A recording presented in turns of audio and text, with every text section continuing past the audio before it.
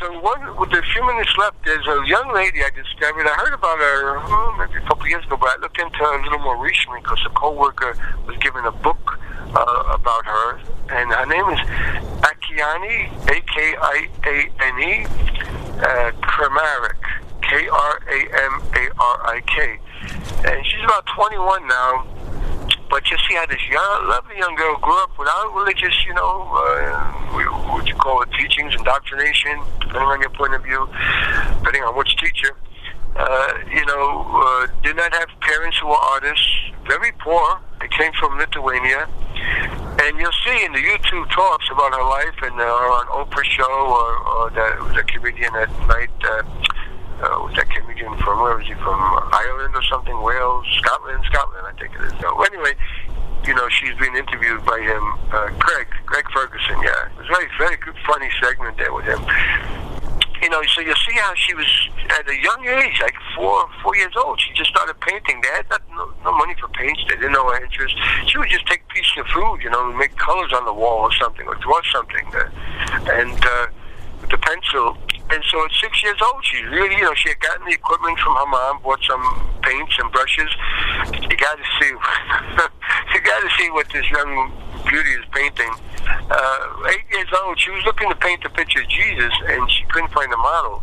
After 2 years, who knocks on her door? A carpenter who was almost 7 feet tall, and she said, "You're the one." And she's wondered, "Where's the artist?" And she said, "I'm the painter." So. Beautiful recent story of a beautiful life who actually, she went from poverty to, her pictures could sell for hundreds of thousands of dollars, if not millions. But she does things with the money to help, a lot of kids in the world. So beautiful recent example of somebody who, when you see these paintings, you got to say, my God, who was she in another life, But what's her name? Akiane, Akiane. Kramarik, Kramarik, and you see the way she paints the eyes and the topics she picks, and even when she was a kid, the light that shines through her eyes and the enthusiasm and the joy. Yeah, you see a manifestation really of the Spirit coming to this person. She's more a recent example. I just read a little book, as I said, on her recently borrowed from a coworker. But look at the artwork. And another example, because it's eternal now, and the Spirit hasn't diminished. It's like, who is willing to give that some time at 24 hours compared to the newspaper and the TV and mostly movies that blow them up, cut them up, shoot them up for the adrenal glands. But these are things really for the spiritual body, for the heart and the higher chakras, and what? The higher pineal, the higher endocrine glands. And what was that book you were reading from about the birth of Christ? Was that Edgar Cayce?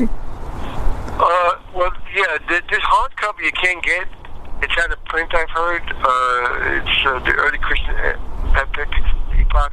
But there's plenty out there on Edgar Cayce's Story of Jesus by Jeffrey First. That's still in print. I know there's an Edgar Cayce Center down somewhere around 30th. They just moved a few months ago, so you can look it up somewhere around 30th Street.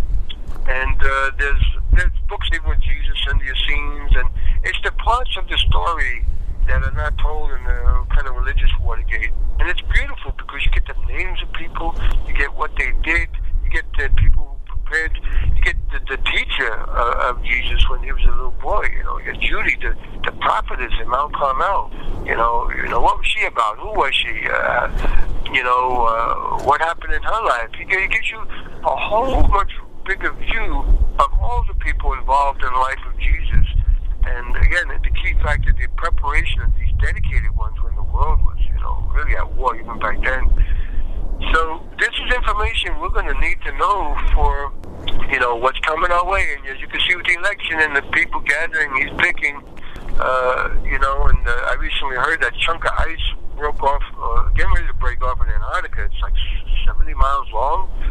And that comes off when there's a certain word with a reef that they said a couple of years ago would break off in 100 years. It broke off like 30 days later. This one is much bigger, and it would be 11 feet of water. That's from Antarctica, which it goes almost completely melt. It'd be 200 feet of water. Greenland's 20 feet. That probably go first, but that's what's coming our way as far as the environment goes. Well, I was going to say before, these are just consequences. When we talk about darkness, these are the effects of the darkened mind. So really, that's not the darkness itself. That's the consequence of lack of wisdom. Well, it's also the consequence of greed. You never have too much. It's a bottomless pit. And again, I'm not people out there listening. I'm not I believe our bodies are the temples, and the message of the church is really to commune with the Holy Spirit, the essence of it, and live it every day, not just one day a week. So when you see what's gathering, and there's money for nuclear armaments when they could destroy each other, hundreds of times over already, so we got to do it hundreds of times more. It's money that could be used to rebuild, as he said, rebuild the infrastructure, rebuild the grid, rebuild in case of the solar flare, keep those nuclear plants from melting down. It's like the fear factor, it's when you have fear, this is what we do. So these are people who are not tapping into that God of protection, the God of comfort, the God of mercy, the God of compassion, or they wouldn't be doing what they're doing, because the pain and suffering that will ensue from disregarding the global warming and just from people having jobs and decent pay and decent work, and the suffering of broken families, these are all connected. And we are our brother's keeper. That's what it said. And so, people don't have to believe these laws of karma, like gravity. You don't see it, but there are, you want to challenge gravity, step off the roof. So they, unfortunately, like I said once before, these 60 folks with half the world's wealth, they got somebody there who, unless he has an awakening, and I don't put that past God's abilities, because even Paul turned around. And so we should be praying for these people, not just focus on the bad they do, or used to do, but even put them on our prayer list, because we're in for some, for a rough time in one way, and in the other way, there'll be a peace that passes understanding for those who are tuned to the source that even put us here, maintains us, and we will return to one day. So this is the message of Christmas. It's a message of love. It's a message of, death is overcome. It's a message of life more abundant while we're here on earth. The fruits of the Spirit being watered by the fruits of the Spirit being watered, the compassion, the patience, the joy. And also, as I said, there is some pain in it, because you cannot look at people suffering and not feel something if you're in touch with God. We don't see it, but the children who are dying today, it's like they don't show war wounded anymore, or even the casket. But if you've seen the child suffering, it gets you. It's like, there's a saying, the fear of knowing is the fear of doing. And then you wonder why we don't pick up on this and do our part as an antidote. Why otherwise we have to numb ourselves with the foods and the drink and the pills and the whatever drug people take to numb themselves and diminish their life to a slow suicide, or those who do it really quickly. You can't want to live when you cut yourself off from the source of life. It's as simple as that. So, you can't do it yourself. We can't do it ourselves. So as long as we put some application in, give it a chance. Like I said, it took me 3 months to learn to meditate. No less than it took me to exercise my body and get some good results with feeling better and in tune. But putting it in like a scientist, put it into application, put it as a test, give it a fair trial, and watch what happens. You will feel these things. You will be able to overcome whatever conditioned mindset was programmed into us, whether religiously, in a limited way, or politically, or the Madison Avenue way, or school-wise. There's a part of us that makes our bodies, repairs it, and it's in there that intelligence is waiting for our conscious, so-called, and subconscious to, give in patience, turn itself over to that, and allow those minds to synchronize and be one. This is what's being offered, and who else to trust in history, as I say. And again, look at Akiane Kramarik, and the next time I'll give you a few others that God inspires me through them in our time that were without, troubles in terms of misleading people or abusing them financially or abusing them to where they got to bow down to me and separating them from their families. When the opposite is, be more caring and compassionate and patient with families who are not, choosing to overcome their conditions yet. They're in a pattern with the habitual thinking of, not trying yet. But don't give up.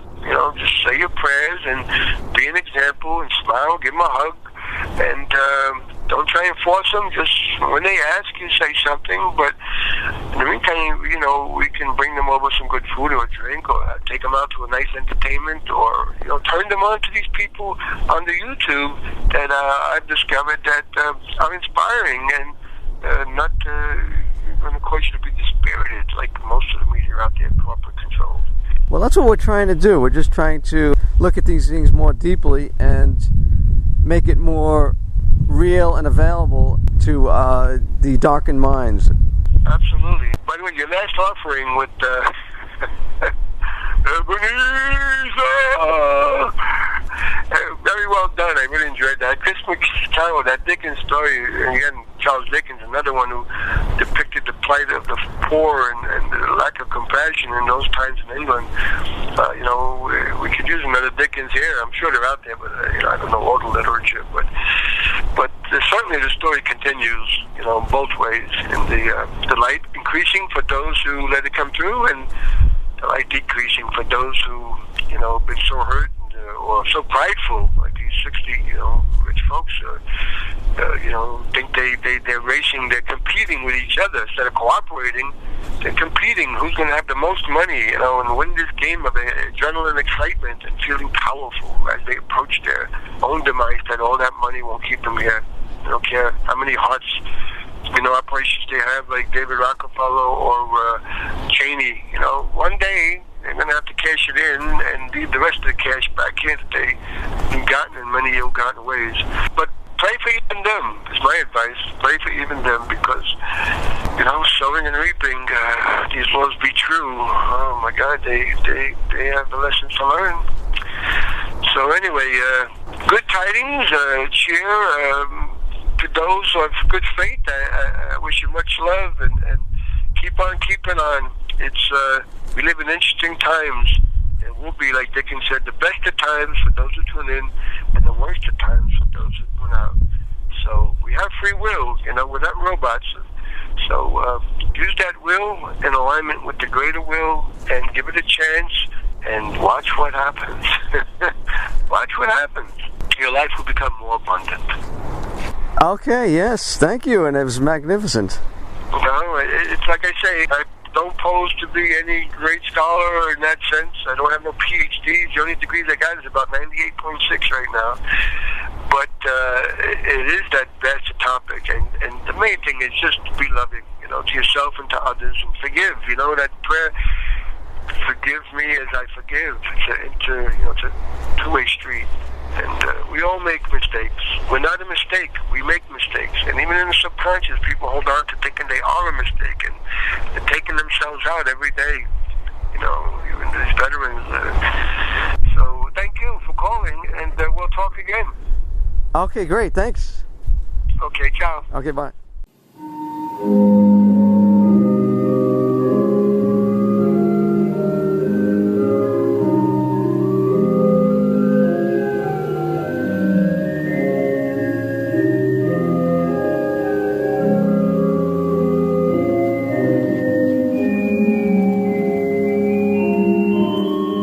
This concludes this discourse.